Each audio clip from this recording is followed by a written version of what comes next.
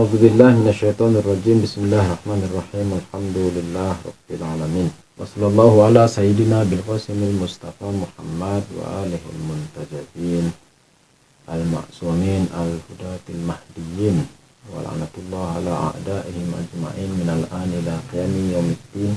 Amin ya rabbal alamin.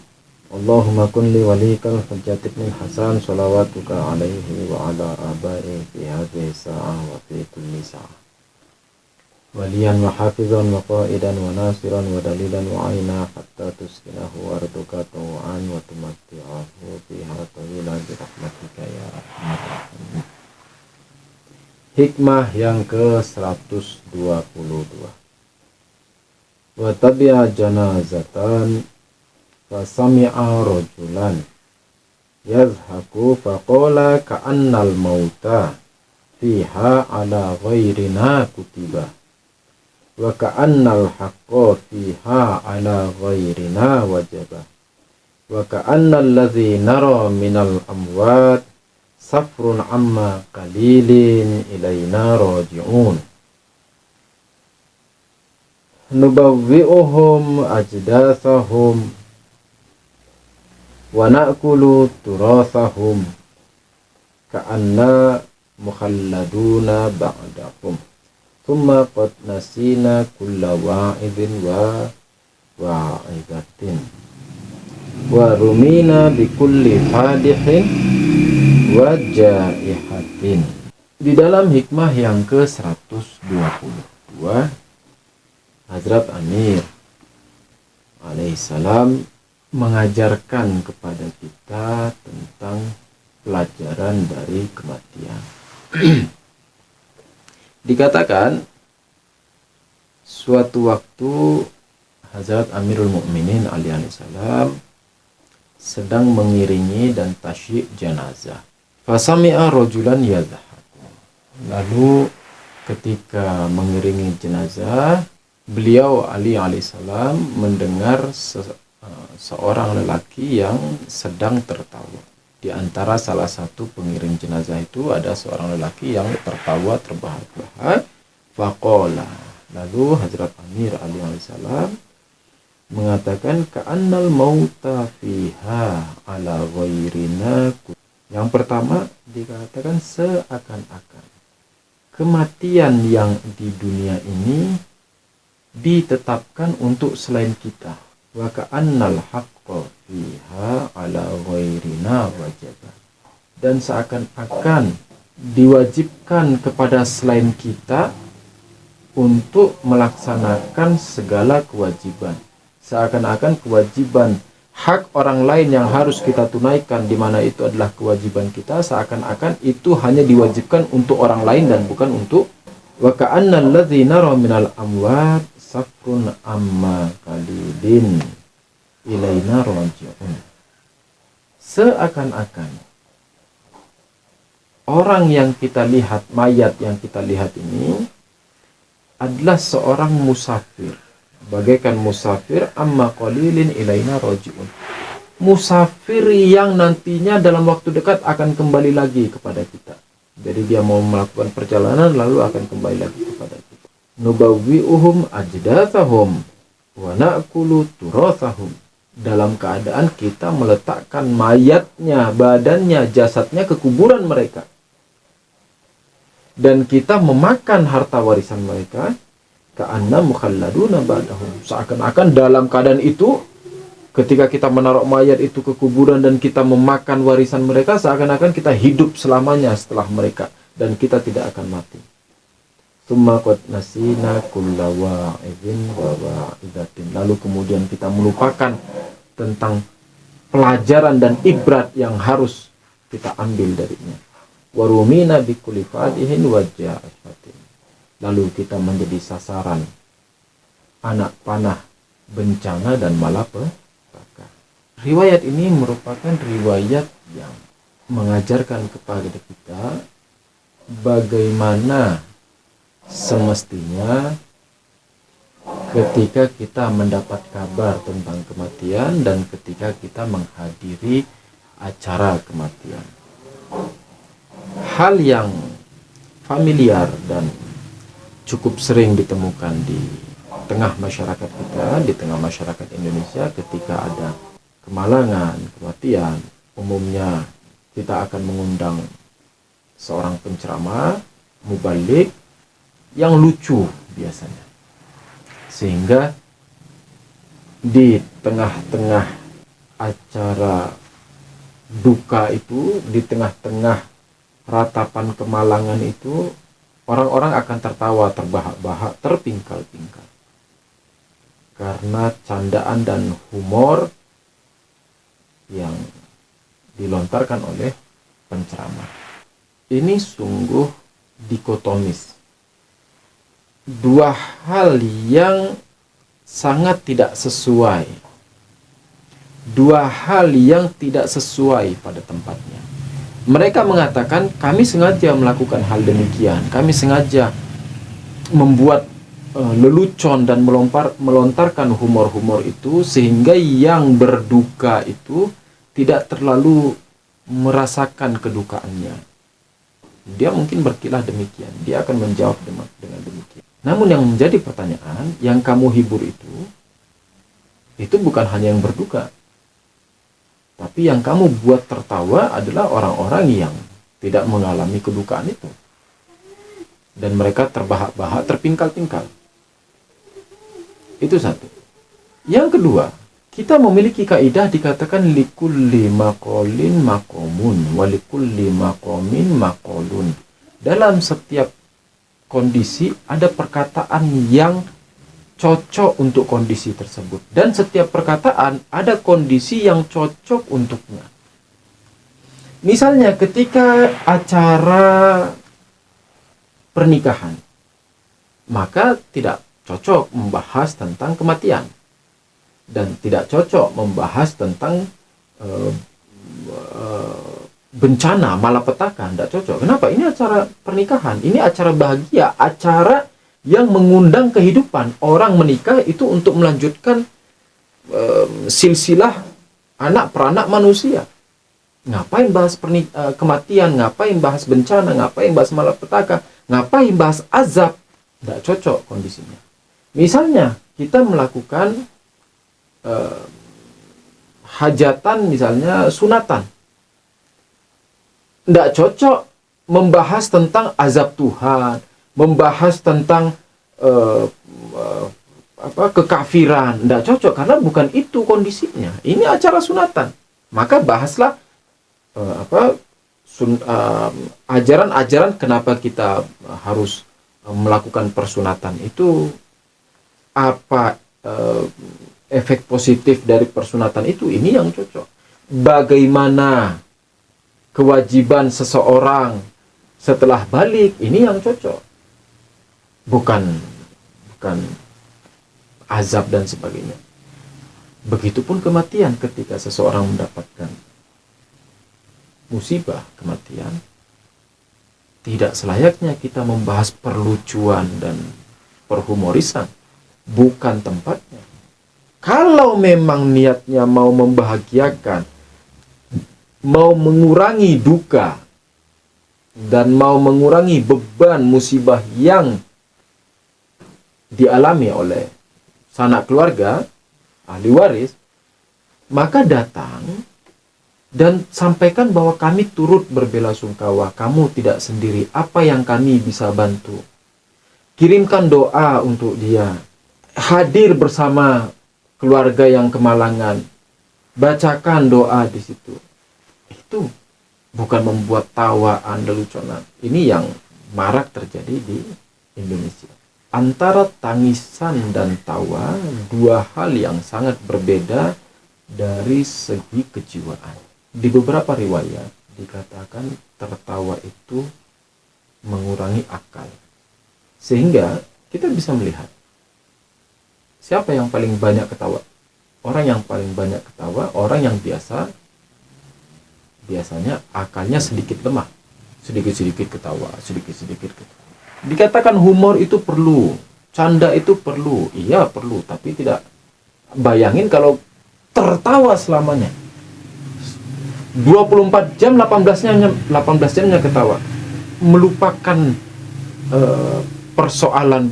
Jangan dikira hidup ini mudah, jangan dikira hidup ini tidak memiliki tanggung jawab, jangan dikira hidup ini harus dinikmati. Tidak demikian. Kita memiliki tanggung jawab sosial, kita memiliki tanggung jawab individual. Tanggung jawab individual kita yang pertama kepada Tuhan kita, yang kedua kepada keluarga kita, yang ketiga kepada diri kita sendiri, kepada lingkungan kita, kepada tanah yang kita pijak, kepada pohon yang ada di sebelah kita, kepada udara. Kita memiliki tanggung jawab semua terhadap hal itu.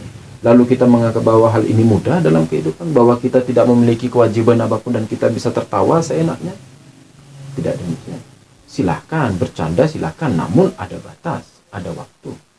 Dan lihat kondisi. Di saat orang mendapati kesusahan, tidak selayaknya kita bercanda dan mempermainkan perasaannya. Sehingga Hazrat Amir alaihissalam mengatakan ketika melihat seseorang yang tertawa itu, mengatakan seakan-akan kematian ini bukan untuk kita, seakan-akan hanya berlaku untuk dia saja, lalu kita tidak akan mati. Ketahuilah bahwa kematian ini akan menghinggapi siapa saja. Kullu nafsin za'iqatul maut. Segala yang bernyawa pasti akan mencicipi kematian. Kullu nafsin, ini segala jiwa, segala nafs pasti akan mencicipi kematian. Za'iqatul maut. Tidak ada yang abadi. Jangan dikira abadi. Saat ini kita muda, saat ini kita perkasa. Sebagian dari teman-teman kita juga 20-30 tahun lalu perkasa. Suruh ngangkat beban 100-200 kilo bukan hal yang rumit bagi dia mungkin. Suruh ngangkat beban 100 kilo dia masih muda. Disuruh membawa beban 100 kilo naik bukit dia masih gampang. Namun saat ini ketika kita melihat dia sudah mulai, kulitnya mulai keriput, tulangnya mulai sakit-sakit, jalannya mulai membungkuk, paras wajahnya tidak lagi sekencang dulu. Tidak ada yang abadi. Bahwa dalam alam kauniyah ini, dalam alam maddah ini, dalam alam maddi, alam materi ini, tidak ada keabadian. Selalu akan terjadi kerusakan dan akan ada batas waktu yang menghampiri. Kita melihat Hazrat Sulaiman alaihissalam, Nabi Sulaiman alaihissalam, dengan kehebatannya, di mana bahkan jin sekalipun tunduk kepada dirinya, taat pada perintahnya. Tapi ketika berhadapan dengan kematian, begitu petugas pencabut nyawa datang, bahkan 1 detik pun tidak akan memberi kesempatan kepada kita. Yani bahkan Nabi Sulaiman alaihissalam pun tidak sempat untuk mengatakan, tunggu aku mau kebaringan dulu, mau cari tempat tidur dulu. Enggak. Bangkit aja pun enggak sempat. Dalam keadaan duduk yang bersanggah pada tongkatnya, bahkan untuk menyandarkan badannya pun tidak sempat. Ketika maut datang, ajalun musamma, ajal yang memang sudah batas akhir, ketika datang selesai, tidak ada tawar-menawar lagi.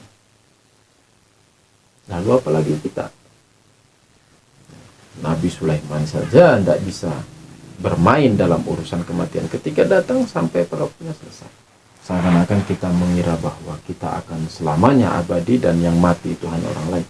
Kemudian wa ka'annal haqqo fiha ala ghairina wajaba. Seakan-akan yang diwajibkan untuk melaksanakan taklif dan kewajiban-kewajiban itu hanya orang lain dan kita tidak diwajibkan. Kalau kita sadar dan kita tahu bahwa kita memiliki beban, bahwa kita memiliki taklif, bahwa kita memiliki tanggung jawab, kita tidak akan semudah itu tertawa. Adakah orang yang dia sadar dan tahu bahwa dia lagi memiliki beban dan tanggung jawab, lalu merasa nyaman-nyaman saja, merasa santai-santai saja? Ini kalau bukan kurang sehat akalnya, maka bisa dikatakan masa bodoh orangnya. Kan gitu. Maka kalau kita sadar, tentu kita akan merenung, mempelajari bagaimana caranya saya menyelesaikan tanggung jawab ini. Salah satu tanggung jawab kita bahwa kita memiliki tugas-tugas individu dan tugas-tugas sosial, di mana nanti akan ditanya oleh Allah Ta'ala. Kullu makhlukin mas'ulun, setiap makhluk itu akan ditanyai. Kamu ketika hidup ngapain? Kamu punya anak, kamu punya istri. Terhadap anak kamu bagaimana? Terhadap istri kamu bagaimana? Sudahkah hak istri terpenuhi? Sudahkah hak anak terpenuhi? Kamu punya orang tua. Sudahkah hak orang tua itu terpenuhi? Kamu punya abang. Sudahkah hak abang terpenuhi? Kamu punya adik, kamu punya kakek, kamu punya nenek, kamu punya bibi, punya paman, punya tetangga, punya mukmin. Sudahkah ikhwan-ikhwan mukmin itu haknya terpenuhi? Jangan dikira bahwa kita hidup selamanya. Wa kana alladzina raw minal amwati safrun amma qalilin ilaina rajiun. Seakan-akan mayat yang di depan kita ini yang lagi kita lihat, ini hanya seorang yang mau melakukan perjalanan lalu dalam waktu dekat akan kembali lagi. Nah, ini setelah berlalu maka berlalu sudah. Masuk ke perjalanan yang tiada hentinya lagi. Justru perjalanan kita ini yang ada waktu, ada, makanya dikatakan ajal. Dikatakan maut itu ajal. Kenapa? Karena ada waktu. Kita ini ada batas waktu di sini. Maksimal banter-banter zaman sekarang 80 tahun. Itu ajal itu yang batas waktu. Banter-banter 80 tahun. Setelah itu tidak ada, sudah abadi. Kalau amalan baik maka bahagia, saadah. Kalau amalan buruk maka hancur, binasa. Nubawi'uhum ajdathahum, dalam keadaan kita meletakkan jasad mereka ke dalam kuburan. Kita ngelihat sendiri bahwa ini orang-orang mati. Kenapa kita tidak mengambil pelajaran dari sini? Kenapa kita tidak mengambil hal yang bermanfaat dalam hidup kita? Bahwa, hai Yusuf, kamu tidak hidup selamanya. Lihat nih, mayat yang di depanmu dulu kuat, dulu sehat, dulu perkasa, dulu ingatannya hebat. Nah, sekarang dibawa tanah. Dulu kaya, dulu punya jabatan, dulu dihormati, dulu disegani, dulu diciumin tangan. Sekarang di dalam tanah. Wa na'kulu turasahum. Yang dulu kaya raya dan sebagainya, ini kita makani. Sekarang harta warisannya kemana terus kekayaannya yang dulu dia cari-cari sampai nggak kenal lelah. Dia habiskan seluruh hidupnya mati-matian cari uang. Akhirnya dia tidak membawa kemana-mana. Sekarang kita yang menikmati kekayaan. Kenapa kita tidak mempelajari bahwa Yusuf suatu saat kamu juga akan begitu. Kamu mati-matian cari uang, habis-habisan, menghabiskan seluruh hidupmu untuk mengumpulkan pundi-pundi emas. Lalu orang lain yang akan menghabiskannya. Bukankah itu sebuah kebodohan yang kita lakukan dalam hidup? Bahwa kita capek-capek mati-matian mengambil sesuatu, lalu kita tidak mencicipinya, bahkan orang lain yang menyantapnya dengan saksama. Ka'anna mukhalladuna ba'dahum, seakan-akan kita merasa kita akan hidup selamanya, abadi. Tidak demikian. Waqad nasina kulla wa'idhin wa wa'idatin. Kita lupa dengan hal yang memberi pelajaran kepada kita. Kita melupakan sesuatu yang mengajarkan kepada kita tentang apa? Yakni kematian itu. Kematian itu adalah hal yang mengajarkan kepada kita bahwa Yusuf suatu saat kamu akan menghadapi hal ini. Sudah siapkah kamu dengan hal ini? Warumina bikulli fadihin wa jaihatin. Sehingga ketika kita lupa, ketika kita lalai, kita akan menjadi sasaran anak panah dari bencana dan malapetaka. Kenapa? Ketika kita lalai dan abai terhadap tanggung jawab yang harus kita selesaikan, terhadap kehidupan kekal dan abadi yang menanti kita di hadapan sana, dan kita tidak mempersiapkan di sini, maka tentunya bencana dan malapetaka itu akan menghampiri kita. Yani apa? Yani azab akan menghampiri kita, siksaan akan menghampiri kita, derita menghampiri kita, penyesalan menghampiri kita. Mumpung masih hidup,